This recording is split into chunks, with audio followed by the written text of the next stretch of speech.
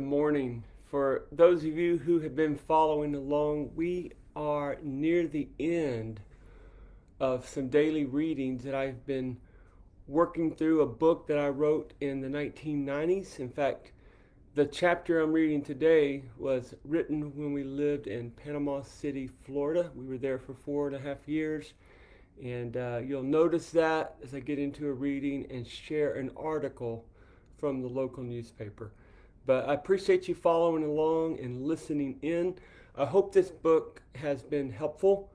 Again, I wrote this book to talk about this idea that there is hope in a world, but yet we often look for it in the wrong places. So the book's divided into two parts. Part one looks at the God who provides hope, and part two focuses on our response to that God, that amazing God who gives us hope.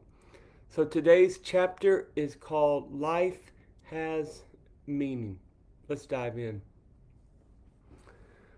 A part of my morning ritual always includes the morning paper. If you knew me very well, you would not have to guess which part of the paper is my favorite, and still is. After a quick glance at the headlines on the cover of the paper, I launch into the sports section. I almost exhaust it. After reading the sports section, I scurry through the rest of the paper.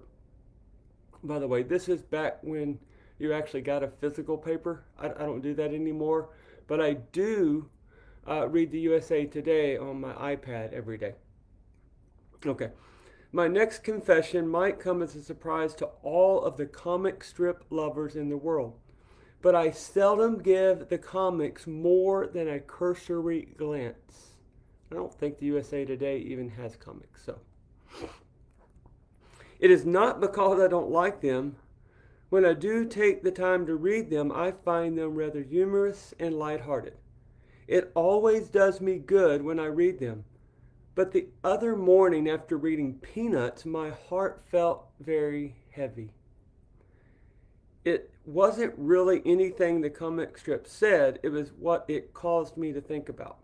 It was the parallel that immediately came to my mind that turned my laughter into sadness. Here's the scene.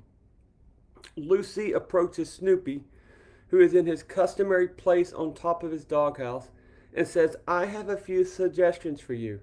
Snoopy thinks, "I hate suggestions." Lucy continues in the next frame. "I have some suggestions that will give your life more meaning." Snoopy shows his disinterest in what Lucy has to say by turning away from her. This results in Lucy saying as she walks away, "But I can see you're not interested." The final scene shows Snoopy relaxing on his doghouse, thinking these thoughts. Dogs' lives don't have to have meaning. I agree that dogs' lives don't have to have meaning. That statement is not what made my morning dreary. It was when I was reminded of the people in this world who live as though their lives don't have to have any meaning. That is what makes my heart break, and that is what makes our Savior weep. And no sooner had I finished reading this comic strip was I reminded of this sad fact. An article in the local state section hit me right in the face with the sad reality of people who live and act as though their lives don't have to have any meaning. The article chronicled the senseless exploits of some college students during spring break. The reporter interviewed college students, asking them what kinds of things they had seen. One girl from Pennsylvania casually explained that things got out of hand even before they arrived in Panama City Beach. During their 20-hour bus trip, she said that the bus driver threatened police action for various rider infractions and appeared on the verge of mental collapse several times. Among the things people have reported seeing were two people having sex in an elevator at 3 in the morning. One girl stated, "Some guy mooned me right in front of my face for no reason." One college student was seen finger painting with his puke.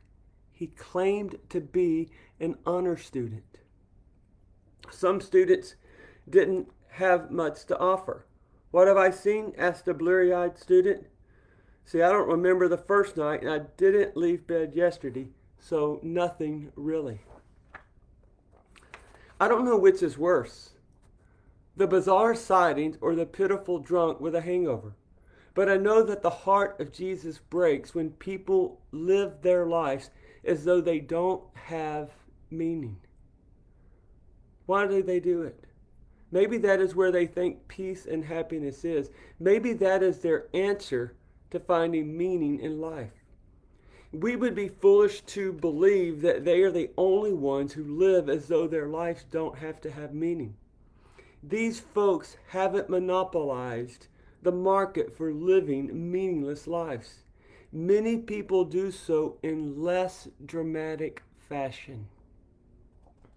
You can be a normal person and not have peace. You can even go to church regularly and not see Jesus. All of the above makes Jesus weep. Jesus' sentiments on this issue are made clear in Luke 19. The scene is Jesus standing on the brow of a hill overlooking the city of Jerusalem. He's about to enter Jerusalem for the final time. He is going to be crucified by people in that city. Do you remember what he did as he looked over the city? He wept over it and said, "If you, even you, had known on this day what would bring you peace, but you did not recognize the time when God came to save you."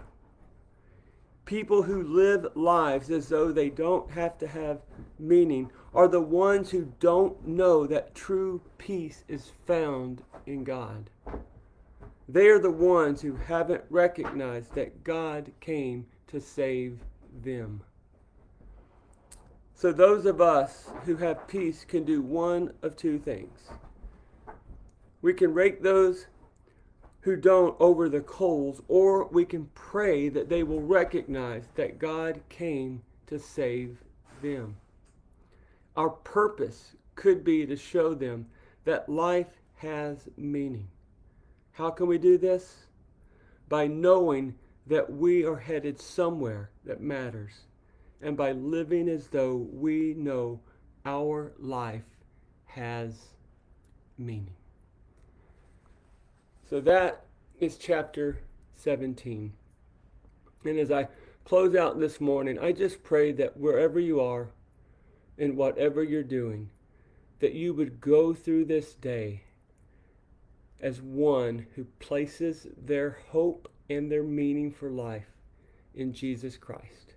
I hope you have a great day and that you join me tomorrow as we will read the final chapter in the book, Where is the Hope? Have a great day.